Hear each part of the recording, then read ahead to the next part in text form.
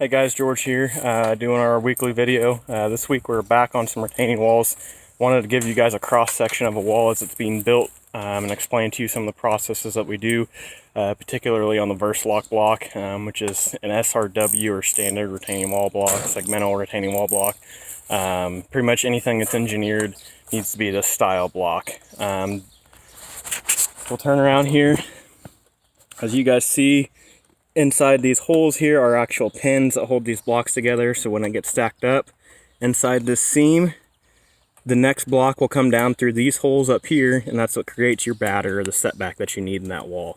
You can see here there's a good kind of cross section between the layers, how everything falls down. We also are using some geogrid on this particular wall. We are building a shed pad, so this wall will be carrying a load.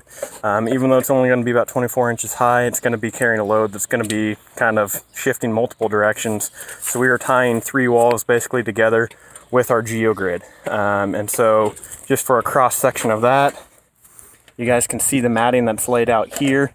Most geogrid is what's considered unilateral. This is bilateral geogrid, but unilateral means that it's engineered to be pulled in one way to help with that force. So you can see we've got it coming out in between this layer, and then here, kind of to help hold everything in place, we've got these pins. So as that mat is in the other block, those pins go down to hold everything together. We will use this mat for the entirety of this pad.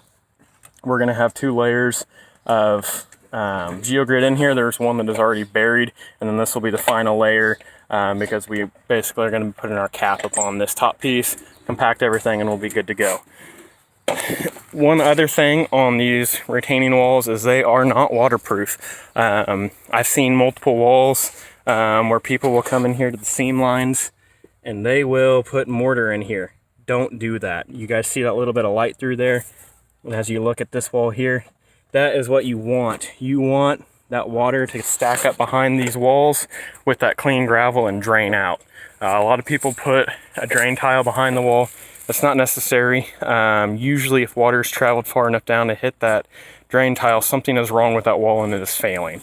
Smaller projects, especially one like this that is going to be completely filled with gravel, there really is no need to have that drain tile in there. We've got enough drainage between the gravel and everything else. So that's a quick rundown of these walls. If you guys have any questions, feel free to message me. That's pretty much our standard on our Versalock, the way that we do these. If you guys have any other questions about any other walls, we'll be doing a limestone 14-inch wall here in a few weeks, so we'll highlight that. We still have kind of the iris and P&E video coming up soon. Was kind of waiting on a timing issue with that, and we will talk to you guys next week. Let me know if there's anything else you want to hear. Thanks.